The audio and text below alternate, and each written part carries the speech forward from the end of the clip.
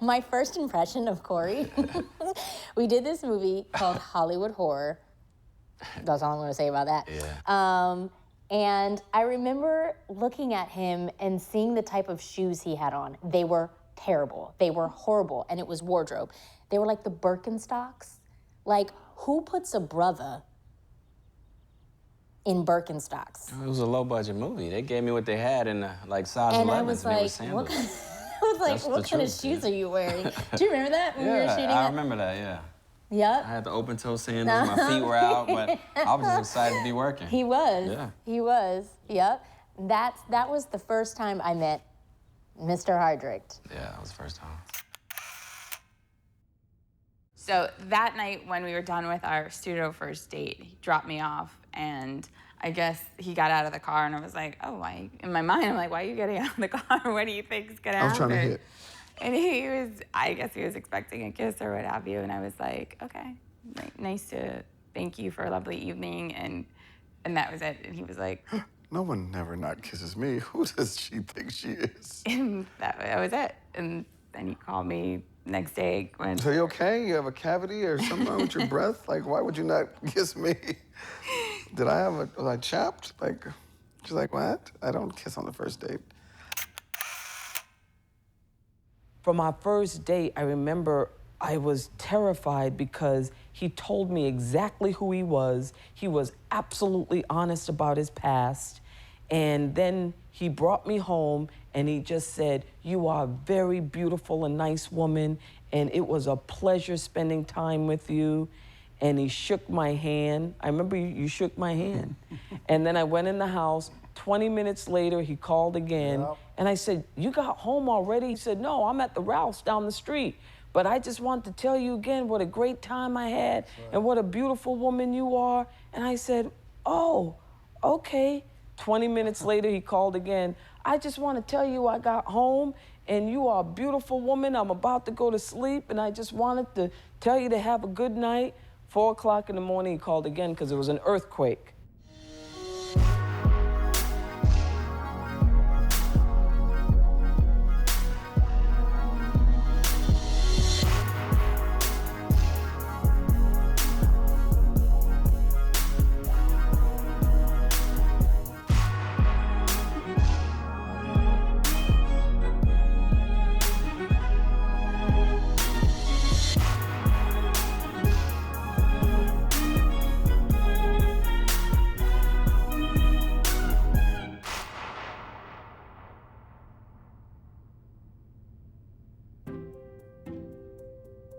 We're Tommy and Codie Oliver. We're filmmakers who got engaged after 6 months, married 11 months after that, and at the time of this recording, we're a month away from having our first child. We move fast. We've spent pretty much our entire relationship interviewing married couples about how they've stayed in love 10, 20, 30, some even 60 years. I just overheard her talking to a girl in front of us saying, oh, I don't like LA, I don't know anybody here. She was kind of complaining. And I was kind of like, I was dating a girl who was a little bit of a monster. And I was kind of like, oh, wow, she seems like a nice lady. She doesn't know anybody. I'm kind of ready to meet somebody else. So at the end of the day, I gave her my card. And he had his shirt on. So that was a big deal. A lot of actors have their shirts off and their little My cards. card, I had my shirt on. I gave her my card, and she called me a month later. And I wasn't interested at first. I was like, no, it's Meagan Good. It's Meagan Good. I don't know. That's fine, baby. You know, it's because you know, my job at the time when we met, I was an executive for Columbia Pictures. And so we met on a general meeting, where, you know, as an actress, you know, I meet with a lot of talent all the time. That's just part of the job. And so when she came in to meet for the first time, I knew who she was, so it was cool. It was like, hey, you know, it's Meagan Good, like, cool. And it wasn't until years later when we were making Jumping the Broom that the right opportunity had presented itself. But again, it was just like, that's Meagan Good, you know, nothing happening there. And we made the film, and it was great. And while we were making the film, I would come to set, and we would talk, and, you know, she was way more into the church than I realized. And so that was cool, because we actually had something to talk about, and where she had been, and you know, who she liked to hear preach, and all that kind of stuff, which is great. And I was like, all right, this is cool. Like, hey, I'm Meagan Good's talking to me. This is cool. Like, this is nice. Meanwhile, I was telling my friend Joelle that was visiting with me, I was like, wow, he's such an awesome guy.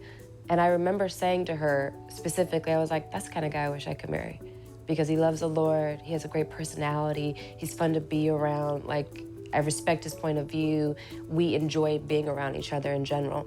And there was one night when the whole cast went out and some guy had walked up to me and, tried to hit on me. And DeVon was right next to me and I grabbed him, I'm like, oh yeah, I'm with my husband. And I remember feeling something in that moment.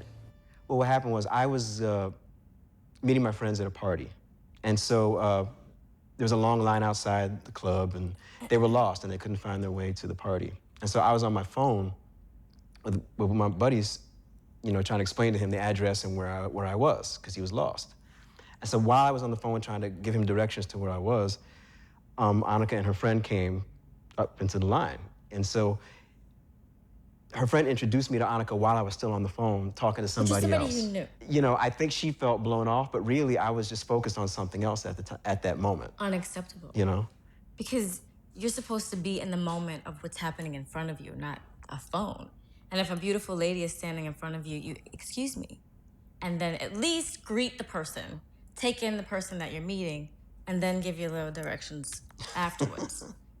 Right? So that's what happened. When we met again, like 3 months later, about 3 months later, when I saw her, I thought, I know I've met you, and I know we've crossed paths before. And then we just kind of got reacquainted at that party. Did you speak? Did you say that? But that's not what quite happened. I was at the party, and I was squeezing into the kitchen, like to get something to drink or something to eat, and there's kind of like a narrow opening to the kitchen, and so we kind of squeezed past each other. And as we were squeezing past each other, I was like, I'm in love with her. well, I was like, she's, Well, first of all, I'm not the type of guy that approaches women, generally speaking. But for whatever reason, in that moment, everything inside of me said, you absolutely have to say something to this woman. You only have a few seconds or a few seconds to really think about what that is. So she was passing me by. I approached her and asked for directions. We walked and we talked, and he asked me where I was going, and I was like, oh, I have an eyebrow appointment. And I was like, don't look. I am married, if that's what you're asking me. And I could see him like deflate. and I was like, well, what about you? And he's like, I'm divorced. Yeah. And then it got a little tricky because in that moment, I like grabbed his forearm and I was like, when did you know? When did you know? Like, when did you know to pick up the phone and call the lawyer and just like make it happen? Like when, and he was like, yeah, I wasn't expecting it. Crazy chick. Get off my heart. 2 or 3, it was like 3 weeks in, he called me and was like, where are you? I was like, I'm at work. Why? And he was like, are you by yourself? And I was like, yeah. And he was like, oh, I need you to meet my wife. I wanted I wanted to talk to you about something. And I was like, let me stop you there. If you are coming to tell me you're married, you're engaged, you're whatever, don't bother. Don't worry about it. Like, let's just high five and part ways. I'm good. He was like, no, it's not. Then he showed up at the office and then proceeded to say, like, he was on again, off again, on again, off again. And I was like, well, where are you now? And he was like, we're off. So I was like, okay, well, if you're off and there's nothing really to speak of, then at the moment you feel like maybe this isn't it and you want to go back to that, just let me know. And it's all good. Like, I'm out. We're good. Tough. I wasn't used to that. I was like, who the hell you think you're talking to? I could have both of y'all. So I was actually living in LA when we met technically, but I was in New York working. The day we were finally gonna meet for the first shoot, the guy shows up and I assumed it was the guy I'd been talking to, but it was actually Jason. I was like, where's the guy I've been talking to for 2 weeks? And it was Jason instead. And I didn't think anything about it. It was like, oh, he's nice. You didn't think anything about it? I was waiting for that part, right? That's good. That's good. So, okay, that's fine. That's fine. Keep going. We met at the Jay-Z and R. Kelly Best of Both Worlds concert, and I vaguely remember him because I think I had a boyfriend at the time. And then the first time I remember actually having a conversation with him, it was probably like 6 months later, and we were at a concert for a rap group that he was managing. From there, we ended up working together, and we just talked every day. So fast forward, working together for a couple of years. She left where we were working, moved to New York, and we had just started talking, just as friends. I knew she was moving, you know, helping her move out of her current apartment. He was creeping, like, you were plotting, Chea. He was doing like all— I was being a good friend. No, he was plotting. He was like helping me move and calling me every day, like, how's your day? How was work? How was dance? Instead of like talking to me from midnight until, because I worked 2 full-time jobs. I taught at a school, I taught dance, then at night I worked at a restaurant as a hostess. So the train stopped running, I would have to walk like 10 blocks at like 3 o'clock in the morning. He would stay on the phone with me until I walked to my apartment. I mean, those New York as a streets. friend. Those New York streets. Oh, okay. You never know, so. To be honest, we went to the movies. Yeah, we went to the movies. And I started feeling on her legs. I didn't stop him. It was like just soft, and then, oh my goodness, I was like, and she was just, I was always looking for that, you know, a brown, just chocolate, and just with I call it a subcompact body, and she just had it all. We laughed, and we stayed up all night just laughing and talking, and it was just, once we found that bond, I mean, literally, that was Friday. He took me to the airport that Monday. We stayed together all weekend. Oops. He took me to the airport that Monday. I did exactly what I told my girls not to do. But anyway, he took me to the airport, and it was on. I wanted to live a healthy life, so I said, I'm gonna be this healthy woman. I'm gonna be different than what my parents were. I'm gonna be healthy inside so I can attract the right sort of man. It was total fate, because I hated Los Angeles. I was in therapy, and not therapy because I was completely damaged. I wanted to live a healthy life, so I said, I'm gonna be this healthy woman. I'm gonna be different than what my parents were. I'm gonna be healthy inside so I can attract the right sort of man.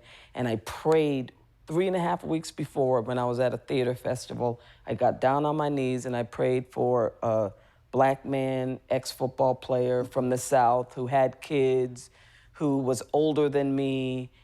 And I met Julius. And when he gave me his card, I was thinking, he's really nice. He's good looking. There's something wrong. Something's wrong, something's wrong.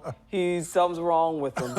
And so I didn't call because I had bad credit. I was struggling with driving in LA. And finally, you know, everyone said, you gotta call him. I said, you know what? I'm gonna call him. And after our first date, I always tell people, after my first date with Julius, my life got better. Every way. Anxiety went away. Fear went away. He just made my life better.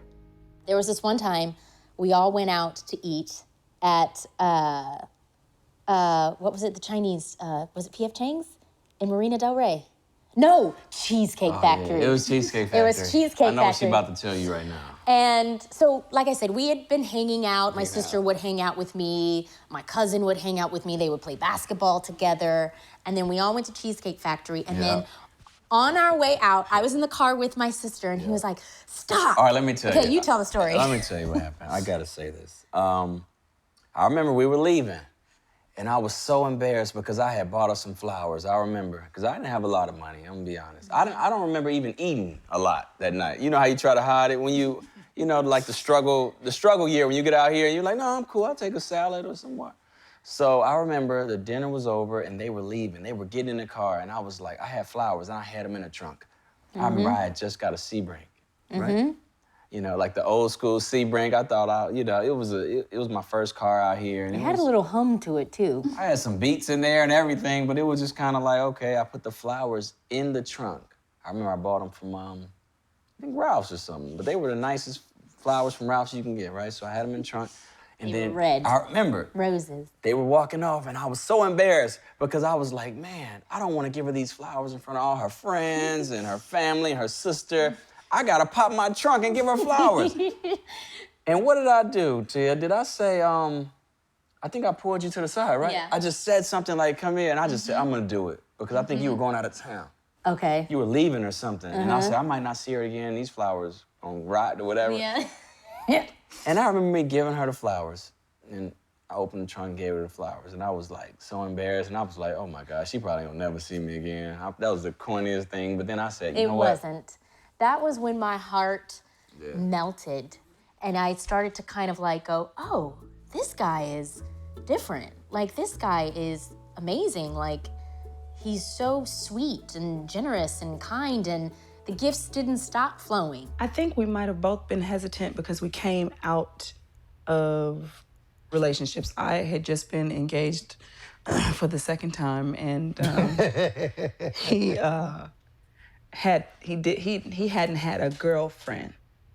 She's my first actual girlfriend. They all are pissed off right now.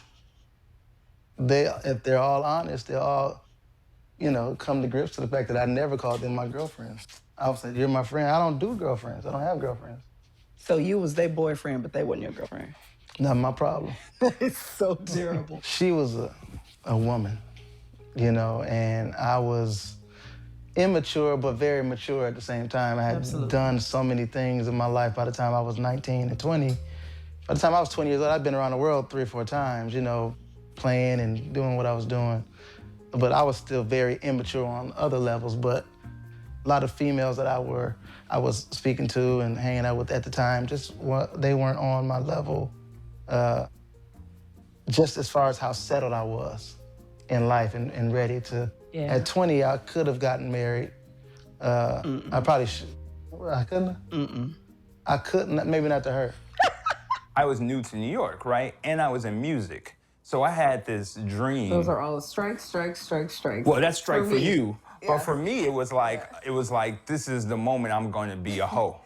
Like, and I was like, go, you just got here. So I just figured I'm in music, I'm new to New York. Like, it's every man's dream. Like, now, women are gonna be flocking to me. I'm gonna have to beat them off with a stick. Like, it was just like, oh man, this is gonna be an amazing time in my life. And so I got here June, and September 30th, I met her. And so that was like the end of my amazing summer, right? Like my whole thing was like done. 7 months later, 8 months maybe? 8 months, yeah.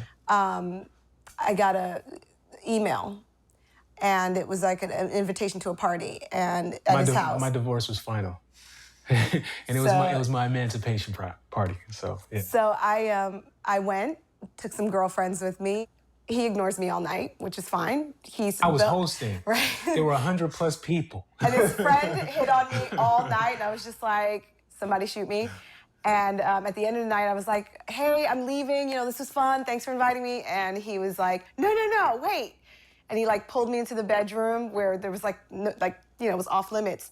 And he's like, so how are you? And I'm like, I'm fine. And he's like, so, last time I saw you, you were having a meltdown moment. Listen, I was like, no, that's over. I wanted to make sure, that she was okay, So I was like, yeah, that's over. And he was like, well, can I take you to lunch? And I was like, sure. So then, the very next business day, it was that party was a Saturday. That Monday, he showed up at the agency and he popped his head in my office and he was like, hi, are you available for lunch? And I was like, oh my God. If I had known I was going on a lunch date, I would have worn makeup and worn a cute outfit. I looked like death ran over me. And, we went to lunch. We went to lunch. And I had about 15, 20 minutes, and he had 15, 20 minutes. We were like, let's meet in the middle a lot. So we met, and we were holding hands, we were talking. And he was like, I feel like, no, I sound crazy. And I was like, what? I didn't see it. And he was like, I feel like, I'm like, you can tell him about the marriage part. That wasn't the question that she had. You answered the question she didn't ask. We were actually on this lot, and we were, I'd say we were about 3 months in to dating, and we were on this lot, and I already knew that I was in love with him. And I think I was filming Think Like a Man 1, and he was in his office that was on the other side of the lot, and I had about 15, 20 minutes, and he had 15, 20 minutes, and we were like, let's meet in the middle of the lot. So we met, and we were holding hands, we were talking, and he was like, I feel like, no, I sound crazy. And I was like, what? I didn't see it. And he was like, I feel like, I'm like you're, he was like, I'm like you love me? And he's like, yeah, is that crazy? And I'm like, no, because I love you too. And so, oh boy. After that, Lord have mercy. we knew the marriage was the next thing. The type of man I was looking for was definitely like brown-skinned man with locks, and he burned incense and was listening to Talib Kweli, because I was like straight backpacker, hip-hop, breakdancing girl, like legit, always have been. I was a tomboy, and so I just felt like I was gonna have like a brown sugar, you know what I mean? Like we were gonna lay on the bed and like recite rap lyrics back to back. No, and that's what, with him, I was like, where are we gonna connect? Because music was such a huge part of my life, but ironically, that's how we connected, through music. After a while, I stopped paying attention to the fact that he wasn't a Black man and paying attention to the type of man that he was. And he's super loyal and super loving, and he's like that with everybody, complete strangers. So I'm like, I can't pass up this good soul because it's not packaged the way I thought it would be. And I'm really glad that I let that go, because it's been like the most amazing experience ever. I might embarrass myself by telling this story, but we were at my place, and Sean had gotten a call from his agent or something, and he had to accept the call. And I went to the restroom, and I'm in the restroom, I'm on the toilet actually, and I'm singing, and I can't sing for nothing, but I love like musicals, and so I'm singing "Getting to Know You," getting to know all about you. Oh, and then all of a sudden, out of nowhere, this like beautiful singing voice, "Getting to like you, getting to know." I was like, that is my dude. I love him. Like I just knew, and it's embarrassing how I know, I'm sorry. It's all good. But we could do Sean and we can listen to Tupac, Biggie, and then we can go turn around and watch My Fair Lady or whatever. I was like, I love him. That is corny, isn't it? Now, see, I had bad credit when we met, so I was, I had a credit score of 500 and something, and that's why I didn't call him for a month. I was so nervous until I finally told him. I sat him down, I said, Julius, I got some news I've been keeping it from you.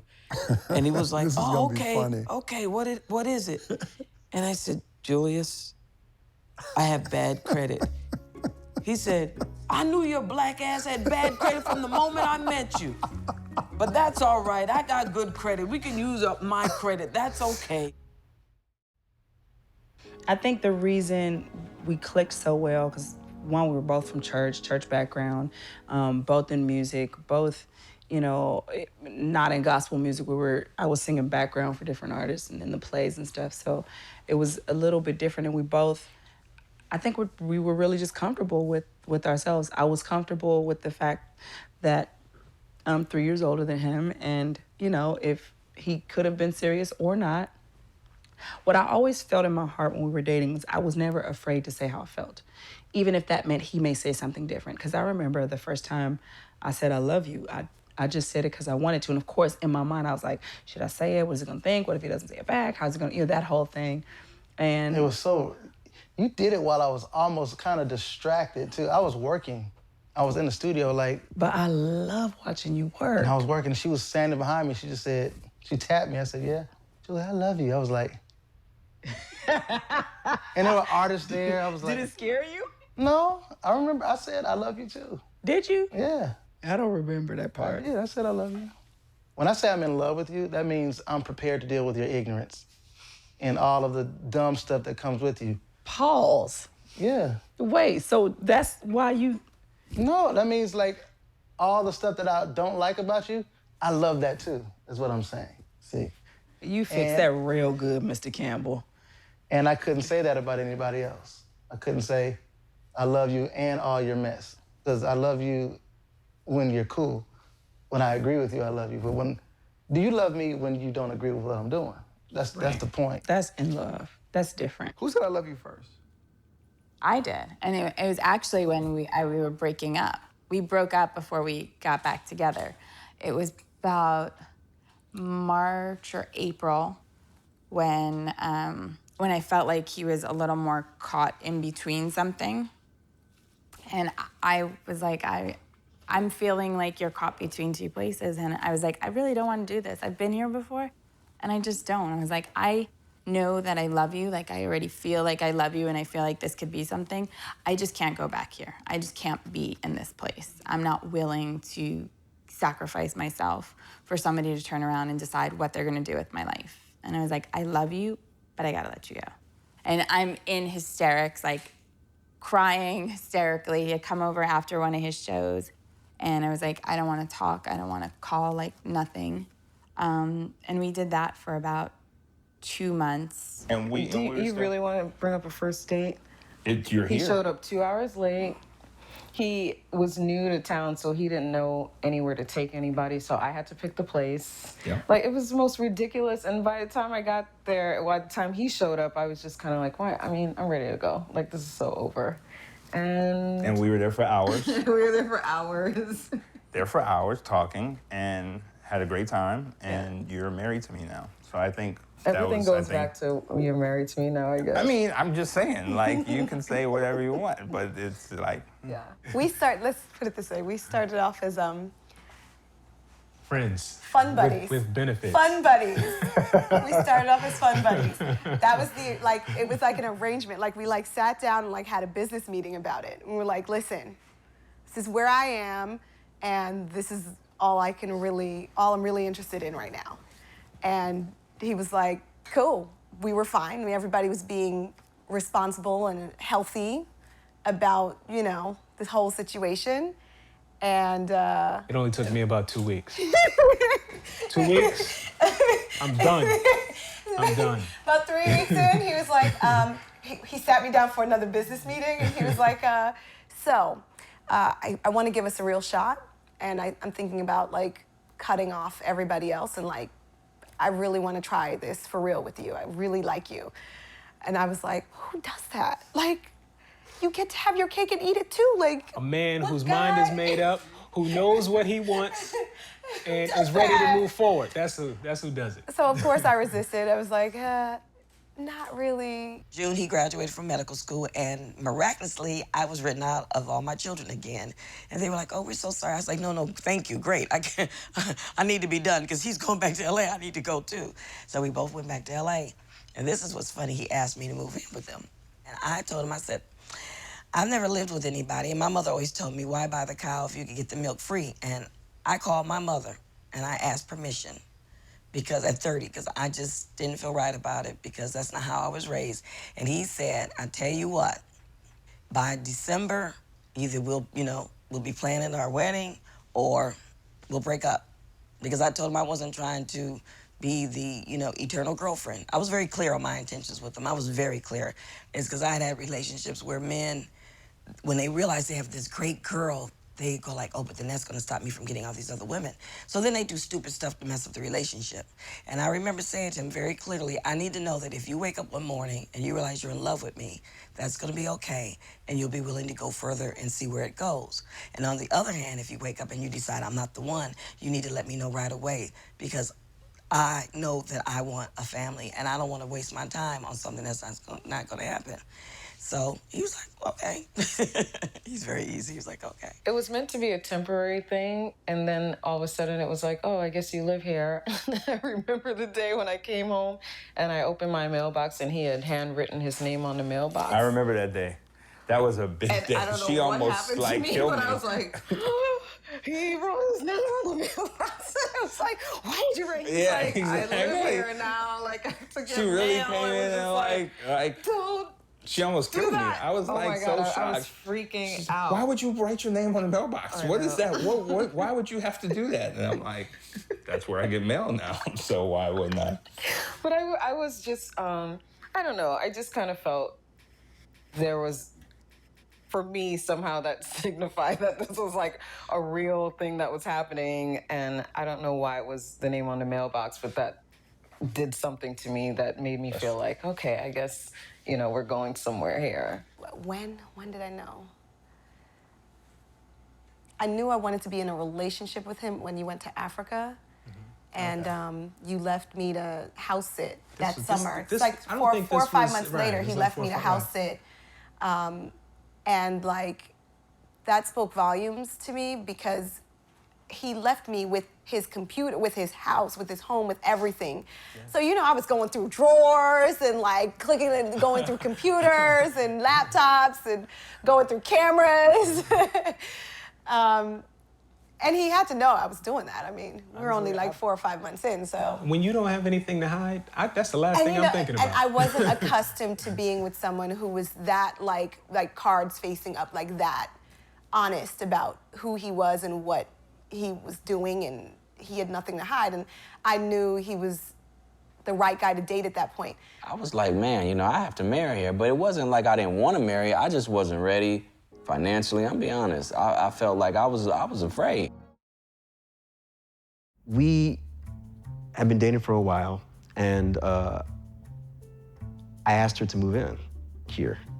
And once she moved in, I thought, this is not what I want. Like, I don't want to just like live here with her. Like, I need to really decide like what this is, And that took me about 5 minutes to decide what I wanted it to be. And I decided I was going to ask her when we go back to New Orleans in April. And so that's what I did. I waited, I got the ring, and I just kind of had it in my hot hand for a couple months. And then I went and proposed in New Orleans in April. In front of my family, which was really lovely. I'll never forget, I was eating crawfish. We were having a backyard crawfish ball.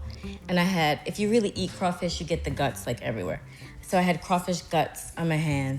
Sean's like saying this really nice speech to my parents about thank you for making me feel like family, and I want to make the family official. And so he shoved the ring right through yellow crawfish guts. It was great. We lived together in June, and that December he asked me to marry him in a very strange way, but he asked me. Well, let me just tell everybody that life was very comfortable. That 6 months, my wife used to wake up with me. I used to wake up early to start I was doing my internship. So I was waking up at like 6 in the morning, 5:30 in the morning. She'd wake up with me, cook me breakfast. Let me tell you, I was working hard, but life was very comfortable. She made it very comfortable for me. So during that 6-month period, that December came, I was like, this heaven must be like this. I mean, she knew that December was the day to, make that obligation. So I called her up. She was home visiting. And I said, baby, guess what? You gonna get married this year. And I said, I am. He said, uh-huh. I think up until maybe the last year when she had a birthday, I think she was expecting like something. Last year, what? Before it happened, before we got engaged. Like year No, I remember. 6, I felt 7? the pressure. I was like, man, I have to marry her. But it wasn't like I didn't want to marry her. I just wasn't ready financially. I'm be honest. I felt like I was afraid. But I said one thing. I said, you know what? I got faith. And that's one thing I never waver is my faith and my belief in myself, God, my mother, and heaven looking down on me. I said, you know what? I'm gonna step up and make a move and God gonna take care of us. And that's just the honest truth. And I said, I'm gonna get a ring. I didn't have a lot of money, but I got a really, really nice ring. And I said, you know what? I'm gonna make this happen. And that's the truth. I said, I love her, she loves me, it's real. We'll make it work, no matter what. I don't care what people gonna say. They probably, why are you marrying this broke? I said, whatever. We gonna make this work. Listen, I'm not good with dates. She's good with the dates. I just know that there came a point where I was like, I'm supposed to be with her. And my favorite movie is The Godfather. And I remember when Michael Corleone had killed McCluskey, and he had to go move to Italy, and he sees the girl Apollonia, and he's like this, and then the guy said he's been hit by a lightning bolt, or he's been thunderstruck, or some word he used, and that's how I felt at the Soul Plane party when I saw her. I was like, it was weird, because I was a guy going, after this is over, I'm about to play the field. There's so many women who need me and want me. And then when I saw her, it was like, that's her. And I tried to go, no, not yet. But it was inevitable. I was like, wow, that's who I'm supposed to be with. I love you very much, sweetheart. And it was even better than I could have ever imagined. And I will wear my ring and my new name with pride and love to the day I die. I remember my therapist saying more people would be terrified when they walked down the aisle if they understood exactly what marriage was about. But we're prancing the music, the food, or whatever because we've romanticized it. But really, at the end of the day, it's more about getting up, just like you get up every morning at 6 a.m. or 7 a.m. to go to the gym because you got that little pooch on your stomach and you got to commit yourself to going to the gym. It's the same thing with marriage. It's that commitment. Even though you don't want to get up, you see you got to go for it. So I got it. And I think this is what helps make a marriage successful is having a realistic perspective on your marriage. When you're in a relationship, you have two different people. We're still, you could have the same goals, the same faith, the same way you do things, but still, he's grown up in a household, I've grown up in a household, and you have different ways of living and different ways of tackling tasks in life. It was difficult a little because, she had a certain structure, My parents holidays. were in the military. Yeah, everything they have order. They have a different order, so they always have, Thanksgiving dinner, Cory's Christmas the biggest dinner. procrastinator. They have just structure. I didn't grow up with that structure, you know what I'm saying? Like, with a father figure in the house, so it's kind of like, but being around Chea, we brought it together, and she's helped me grow as a man. Or just looking how to pay bills on time or be more organized. Or he's helped me to relax a little, not be so... But I've also taught Chea how to dream and have no fear and take risk in life. And that's what has gotten me to this point. I'm not afraid of nothing. Every single decision you make, big and small, you now have to consider this whole entire other person. Whether it's oh, I just want to leave and go away with my friends. It's oh, he's here. Maybe can't do that anymore. Or, oh, I just want to go out to dinner with friends. Now it's oh, what is he going to have for dinner?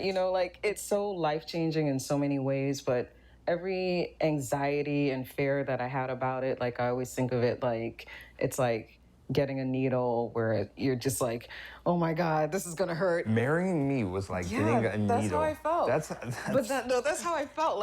This is gonna be the worst thing ever. They're coming towards you with that needle, and then you get it, and you're oh, that's not so bad. Oh, that's not so bad. So I'm the thought was that you were about to get stuck with a needle with being with me, and then it became, oh, he's not so bad. Oh, I'm glad I fulfilled that for you. Being funny. But yeah, but I did. But it did feel like that. I was so afraid. And then it was oh, this is the best thing I've ever done. That's and I like that. Yeah, with the greatest person I could have ever done it with. Yeah, that's good. That's good. That's good. I like that.